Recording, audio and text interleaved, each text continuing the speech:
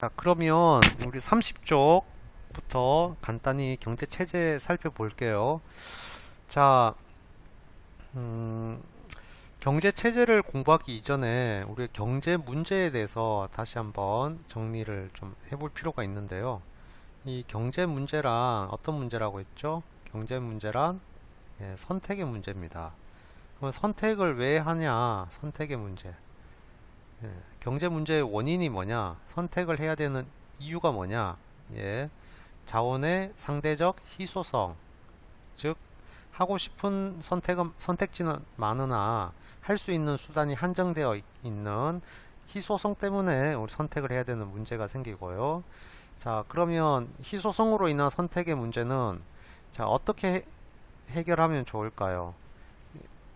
그건 이제 선택의 문제가 종류가 세 종류가 있었다고 했죠. 선택 문제는 무엇을 얼마나 생산할 것인가, 어떻게 생산할 것인가, 누구에게 분배할 것인가의 문제가 세 가지가 있는데, 자, 이 세 가지의 경제 문제의 종류는 해결을 해야 되겠죠. 근데 해결하는 자, 결정의 주체가 있겠죠. 자, 주체를 크게 보면 개인적 관점, 사회적 관점 이렇게 나눠 볼 수 있겠어요.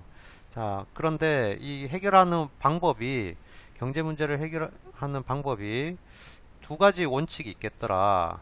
선택의 문제. 자, 조금 해보겠습니다. 자, 해결하는 방향이 크게 두 가지더라. 하나는 효율성의 원칙이고요. 하나는 형평성의 원칙이더라. 자, 효율성의 원칙과 형평성의 원칙으로 개인과 사회가 항상 선택을 하는데 이 개인과 사회에 영향을 주는 모든 여러 가지 변수들이 있겠죠. 그 중에 공통적으로 경제 체제라는 것이 이 선택지에 영향을 주더라는 거예요. 자, 이렇게 이제 전체적으로 개념을 좀 잡고 이 파트를 보면 좀 이해가 쉽습니다. 자, 그래서 여기서 이제 경제 문제와 경제 체제 이렇게 했던 거고요. 자, 제목도 경제 체제에 따라 경제 문제 해결 방식이 달라진다. 이렇게 적은 이유를 이제 아시겠죠. 자, 이걸 이제 그림으로 잘 그려진 부분을 한번 확인하겠습니다. 자, 30쪽의 밑에 요 그림 가지고 이 그림 상당히 잘 만들어졌는데 조금 수정하면서 한번 같이 보겠습니다. 자, 우선 상충 관계 발생. 자, 이게 이제 경제 문제가 발생했습니다. 그런데 전체적으로 보면 여기가 경제 문제라고 하겠습니다. 경제 문제. 경제 문제란 왜 발생하죠? 상충 관계, 즉 둘 다 할 수 없는 선택을 해야 되는 문제. 이유가 뭐죠? 자원은 유한하고 욕망과 욕구는 무한하기 때문에 선택을 해야 된다 했죠. 이걸 이름하여 희소성이라고 했는데, 자, 여러분, 희소성이 여기 있는 것이 정확하지는 않습니다. 두 가지를 합쳐서 희소성, 즉 자원의 유한성과 욕망 욕구의 무한성 때문에 발생하는 문제를 희소성이라고 한다. 즉 희소성 때문에 선택이 발생하고 이 선택을 해야 되는 문제가 경제 문제다. 그러면 어떻게 선택을 할 거냐라고 했을 때 기본적으로 어떤 경제 문제가 있는지를 봐야 되겠죠. 첫 번째, 무엇을 얼마나 생산할 것인가. 두 번째, 어떻게 생산할 것인가. 세 번째, 누구를 위해 분배할 것인가. 이 세 가지의 경제 문제가 있었다. 이렇게 봤고요. 그러면 이 경제 문제를 해결할 때 누가 개인이 선택하는 개인적 선택, 사회가 선택하는 사회적 선택 두 종류가 있겠죠. 예, 의사결정의 의사결정 단위, 의사결정을 누가 하냐에 따라 개인이 세 가지 경제 문제를 할 수도 있고요. 사회가 할 수도 있다는 거예요. 그런데 이 의사결정에 영향을 주는 변수가 개인이든 사회든 영향을 주는 변수가 경제 체제다. 그래서 세 가지 경제 체제가 나오고 전통, 계획, 시장 이걸 혼합한 경제 체제도 나온다. 자, 여기까지가 큰 틀이라고 할 수 있습니다. 자, 개인적 선택 전통 경제 체제가 있고요. 계획 경제 체제가 있고요. 그 다음에 시장 경제 체제 세 가지가 있는데요. 이 전체를 우리가 생각할 수 아우르는 개념은 이런 겁니다. 자, 경제 문제. 자, 경제 문제가 what, how, 보험과 같은 선택의 문제가 있죠. 이 경제 문제를 해결하는, 즉 해결한다는 것은 의사결정하는 거죠.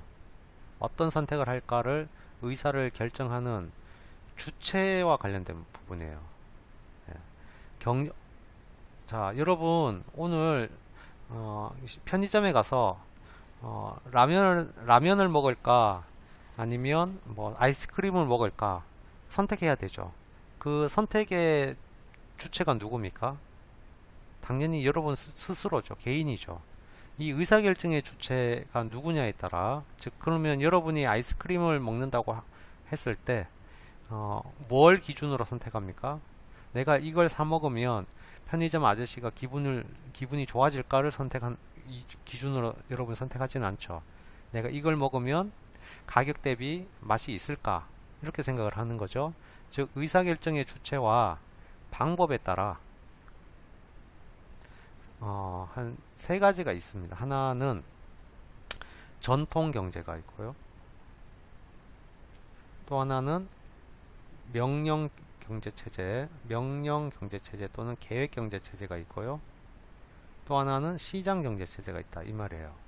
전통 경제 체제는 어떤 선택의 문제 앞에서 어떤 기준으로 의사결정을 하죠? 그렇죠. 그 사회 공동체에서 오랫동안 지켜오던 관습에 의해서, 전통에 의해서 결정합니다. 왜 그런 선택을 했냐? 우리 사회는 이렇게 해오는 게 예의고, 이렇게 선택하는 것이 불문율이기 때문에, 전통이기 때문에 선택해야 된다라는 사회가 전통 경제 체제라고 하고요. 명령 경제 체제는 뭐냐면은, 이거는 의사결정은 누가 하냐면은 정부가 하는 거예요. 왜? 정부가 계획을 해가지고요. 계획적으로. 대표적인 명령 경제 체제에 가까운 나라가 우리 북한이라고 생각해도 무방하죠. 북한은 국방력이 중요합니다. 그래서 한 나라의 그 산업을 자동차 산업이 있고요, 군수 산업이 있습니다. 그러면 한 나라의 희소한 자원을 어디에 투입을 많이 합니까? 국방을 중시하는 군수 산업에 투입을 많이 하죠. 이렇게 자동차가 부족해도 미사일이 좀 더 많아야 된다고 생각이 들면 미사일 생산을 더 늘리도록 명령하면, 그에 따라 모든 경제 희소한 자원을 여기에 투입을 하는 거죠. 그러면 자동차는 부족해질 수도 있다라는 것, 즉 정부의 명령과 계획에 따라 경제 문제를 해결합니다. 시장 경제 체제는 경제 문제, 무엇을 얼마나 생산할 것이고 어떻게 생산할 것인가, 누구를 위해 분배할 것인가를 시장에 의해 시장에서 결정하려고 합니다. 즉 시장에서는 의사결정의 주체가 정부가 아니라 개인에게 있습니다. 개인의 이기심. 서로 모든 개인들이 자기의 이익을 최대화시키려는 노력들. 여기서 말하는 개인은 정확히 말하면 민간이죠. 여기서 말하는 이기심이라는 뜻은 타인에게 해를 준다라는 것보다는 자기의 이익, 자기 이익을 극대화시키는 전략. 가게는 만족을 극대화시키려고 하고요, 기업은 이윤을 극대화시키려고 하죠. 이 둘이, 가게가 만족을 극대화시키는 것이 기업의 이윤을 저하하는 것이 아니라, 또 기업이 이윤을 극대화시키는 것이 가게의 만족을 저하시키는 것은 아니다라는 관점, 그런 관점이 시장경제 체제라고 할 수 있습니다. 이 교과서 한번 같이 보겠습니다. 전통경제 체제는 전통과 관습을 중시 여긴다. 19세기 캐나다의 이누이트족은 자식들에게 사냥법과 혹독한 추위를 극복할 방법을 대대로 전수하였고, 사냥에서 잡은 표범, 고래, 술록 등을 모두 나누어 가졌다. 자, 어떤 기준으로 나누어 가졌을까요? 자, 전통과 관습에 의해서 나누어 가졌죠. 배고픈 사람에게 먼저 줄 거냐, 아니면 돈 많은 사람에게 아니, 시장에서 이걸 사고 팔게 할 거냐 등등 여러 가지 기준들이 있겠죠. 그런데 이런 나누어 가진 것들을 골고루 나누어 가지는 전통에 의해서 예, 이 경제 문제를 해결했다라는 것입니다. 전통 경제 체제의 구성원은 전통을 비판 없이 받아들이고 다음 세대로 전달하므로 자, 전통 경제 체제의 장점이 나오겠죠. 누구나 미래 상황을 예측할 수 있겠고 안정적인 삶을 살게 된다. 단점이 뭐죠? 외부 변화에 대처하는 경쟁 능력이 부족하여 도태될 수 있다. 라는 문제점도 있습니다. 자, 전통 경제 체제. 자, 계획 경제 체제 갑니다. 계획 경제 체제는 누가? 정부가. 자원 배분을 소유한 채, 자원을 정부가 쥐고 있어요. 그리고 경제 문제에 대해서 직접 의사결정을 내립니다. 즉, 정부가 의사결정을 내린다라는 거예요. 예를 들어, 정부가 보유한 자원으로, 주택, 것 중에 무엇을 더 생산할 것인가, 즉, 경제 문제의 what, 무엇을 생산할 것인가를 결정하려고 한다면, 정부는, 주택을 건설하기로 결정을 했다면, 그 다음에 그럼 어떤 주택을 선택할 거냐, 어떻게 생산할 것이냐, 얼마나 생산할 것인가 모두 다 누가 결정한다고요? 예, 정부가 결정한다. 이게 정부에 의한 계획경제체제라고 합니다. 자, 계획경제체제는 명령경제체제라고도 불린다. 자, 생산수단을 사회 공동으로 소유하는 사회주의와 결합하여 불평등을 완화할 가능성이 있다. 여기는 장점이죠. 그러니까 정부는 특정한 계급이나 계층 또는 특정한 사람에게 부가 쏠림되는 현상을 막으려고 노력을 할 수 있다. 그러나 단점이 나옵니다. 계획경제체제에서는 개인의 소유권과 선택권이 제한되죠. 정부가 너무 힘이 세니까 각각의 생산 동기가 부족하고 소비자의 다양한 욕구를 일일이 계획에 반영하기 어렵다. 또한 일자리, 주거지 등도 정부가 자, 너는 여기서 일해야 한다. 여기서 집을 지어야 한다. 라는 모든 결정에 따라 모든 결정을 정부가 해야 되는 한계가 있다. 그래서 개인의 선호도를 반영할 수 없겠죠. 그 계획경제체제를 채택한 나라는 구소련과 북한 등이 있다. 라고 합니다. 시장경제체제에서는 가게와 기업이 의사결정을 하는데 의사결정은 누가 하죠? 가게, 기업 각각 자유롭게 의사결정을 한다라는 거예요. 자, 시장경제체제에서는 가게와 기업이 경제활동의 중심이 된다. 자, 여기서는 우리 경제주체라고 했죠. 자, 자신의 이익을 추구한다. 자신의 이익을 추구하면서 수요와 공급의 기초에 자유롭게 의사결정을 해서 세 가지 경제 문제. 뭐가 있었죠? 예, 세 가지 경제 문제. 예. What, how, for whom. 세 가지 경제 문제를 해결한다. 자, 그러면 우리가 시장 경제 체제는 시장이라고 하면 시장 안에는 뭐가 있어? 시장이 뭐예요? 사고 파는 곳이죠. 사고 파는 곳입니다. 장소입니다. 근데 사고 팔면 결과가 뭐가 생깁니까? 얼마에 사고 팔았냐? 그 다음에 몇 개를 사고 팔았냐? 두 가지는 항상 정보를 낳게 되는 곳이 시장이죠. 근데 요 가격, 자, 사고 팔 때 사려는 사람이 있고요. 팔려는 사람이 있어요. 이 사람이 내가 이걸 살까 팔까, 이게 살까 말까, 팔까 말까를 고민할 때 영향을 주는 정보가 뭡니까? 가격이라는 거예요.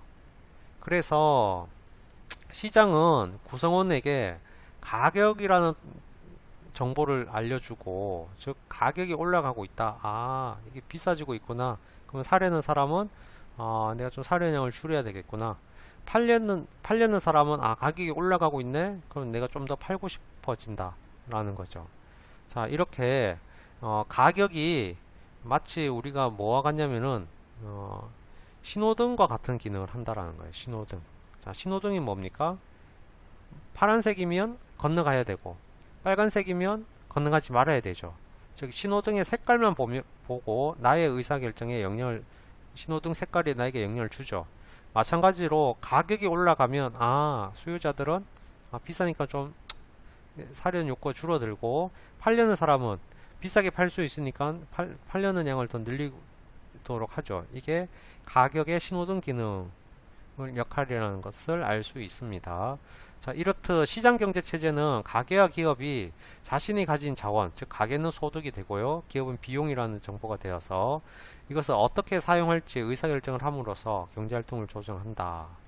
시장경제체제에서는 경제활동을 어떻게 할지에 대한 가장 핵심적인 정보를 제공하는데 그 핵심적인 정보가 뭐죠? 가격이다.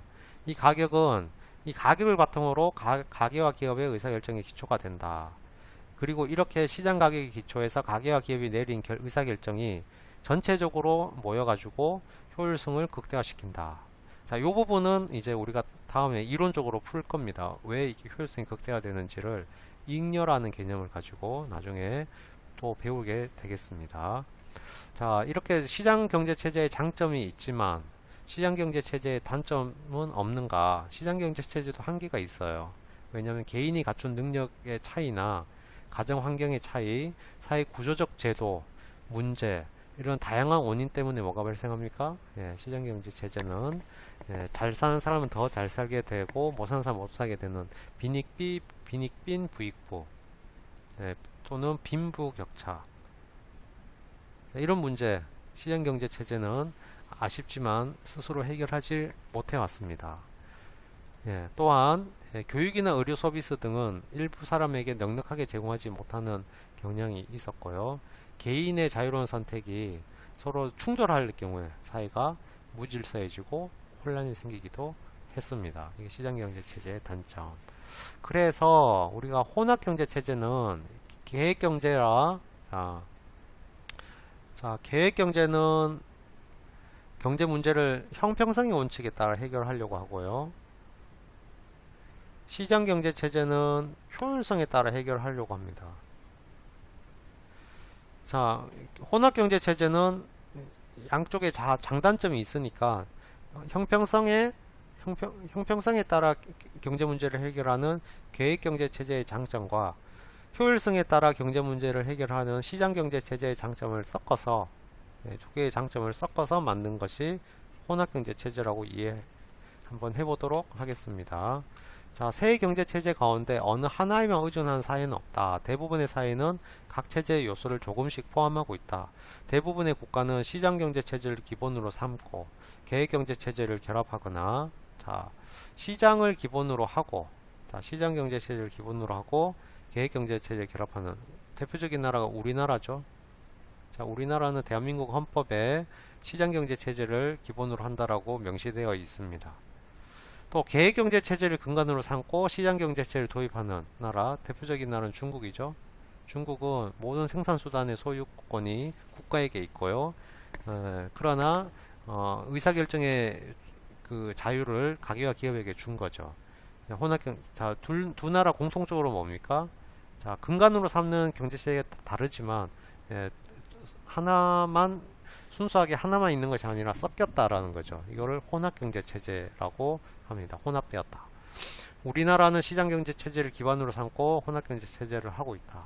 자, 혼합경제체제의 경우에도 국가가 추구하는 사회적 목표와 계획경제체제의 특성과 시장경제의 특성을 결합하는 양상에 따라 실제 그 혼합 비율, 즉 시장이 많은가 계획이 많은가에 따라 국가마다 다 다르다라는 거죠.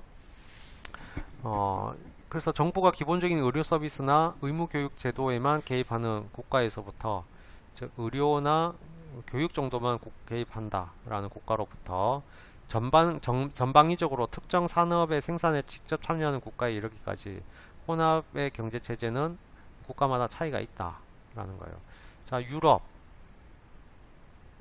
미국, 한국, 북한, 서로 다른 나라들인데 경제적 측면에서 보면 경제체제의 혼합 정도가 다 다르다는 거예요. 여기서 가장 시장경제체제에 가까운 나라가 미국, 두 번째 한국, 세 번째 유럽, 네 번째 북한, 이렇게 그 혼합의 정도가 다 다르다라는 겁니다. 자, 그런데 혼합경제체제의 단점이 뭔가? 혼합경제체제에서도 시장경제체제와 계획경제체제가 잘못 섞였을 때, 즉 장점만 고르면 좋은데 문제점들이 함께 섞였을 때 최선의 혼합경제체제가 아닐 수도 있다는 거예요. 대표적으로 비유가 잘 설명되어 있죠. 자, 여기는 색깔이 아름다워요.